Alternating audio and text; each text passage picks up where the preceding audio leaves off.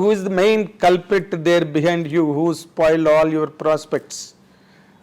అంటే I will not mention one sir, but since I don't know this field, నాకు ఈ field తెలియదు నువ్వే మెయిన్ కల్ప్రిట్? నేనే కల్ప్రిట్ అండి. నేను నమ్మేశాను, వాళ్ళు చెప్పిన మాటలని నమ్మాను, వాళ్ళు చెప్పిందంతా విన్నాను, వినేసి I started behaving like that. That means వాళ్ళు చెప్పడం చెప్తారు, but I took it so personally and I spoiled my self.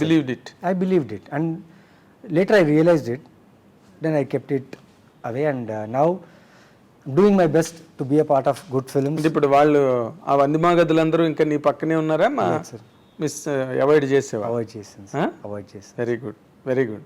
So అక్కడి నుంచి బిజీ అయినట్టున్నాను. అదే అక్కడి నుంచి నాకు రెస్పెక్ట్ దొరకడం స్టార్ట్ అయింది సార్. ఎలా? మంచి నటుడు అని చెప్పి. ఎందుకంటే దాని తర్వాత నేను అరవింద్ సమేత చేయడం జరిగింది సార్. అవన్నీ అయిన తర్వాత అరవింద్ సమేత వీరరాఘవ చేసిన తర్వాత తెలియదు సార్, ఒకరోజు ఐ వాజ్ సైలెంట్ అయిపోయాను నేను.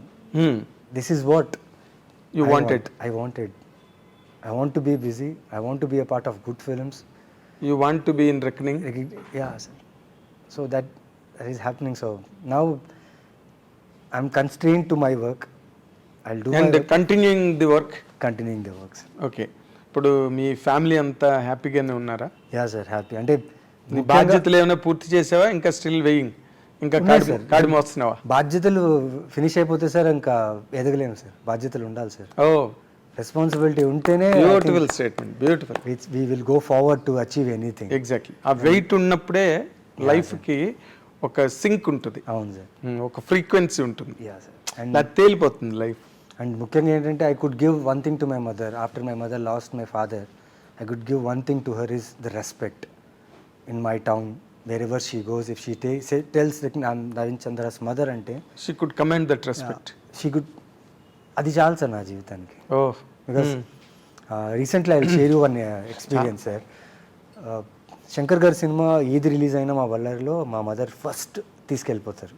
ఇర్రెస్పెక్టివ్ ఆఫ్ అడల్టరీ సీన్సా లేకపోతే లవ్ సీన్సా, లవ్ ఫిల్మ్ కాకుండా she has something for Shankar sir's film తీసుకెళ్ళిపోయేవారు. అండ్ నేను I use to like imagine wow great అని.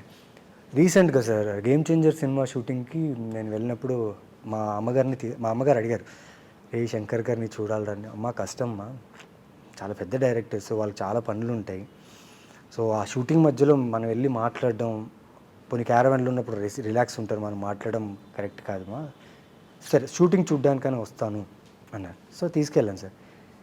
ఎందుకో కో డైరెక్టర్ గారికి చెప్పాను, సార్ ఇలా మా అమ్మగారు వచ్చారు, శంకర్ గారిని ఒక్కసారి కలవాలనుకుంటున్నారంటే కో డైరెక్టర్ గారు వెళ్ళి చెప్పారు, ఇలా నవీన్ చంద్ర గారు అమ్మ వచ్చారు. He stopped everything.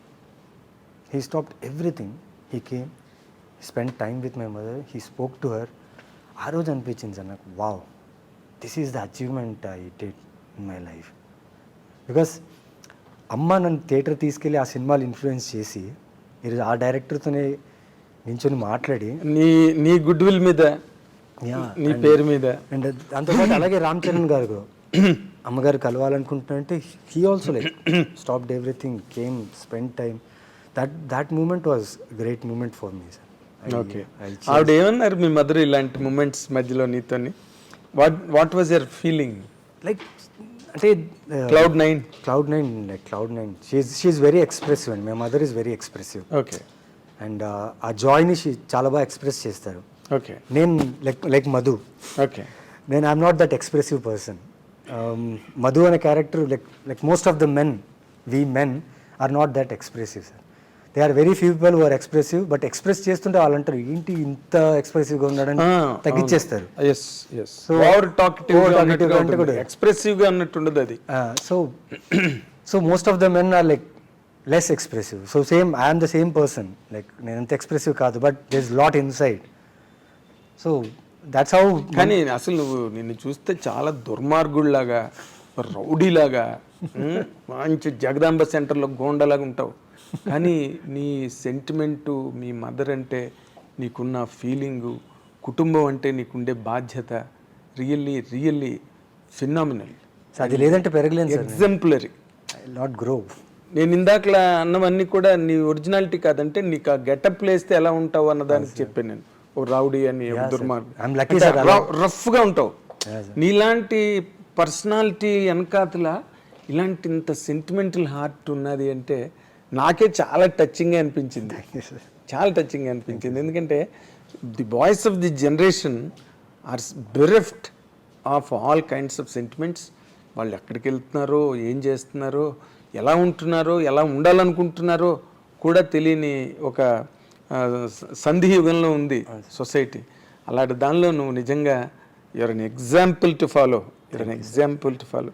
కుర్రాళ్ళందరూ చూసి నేర్చుకోండి నవీన్ చంద్రన్.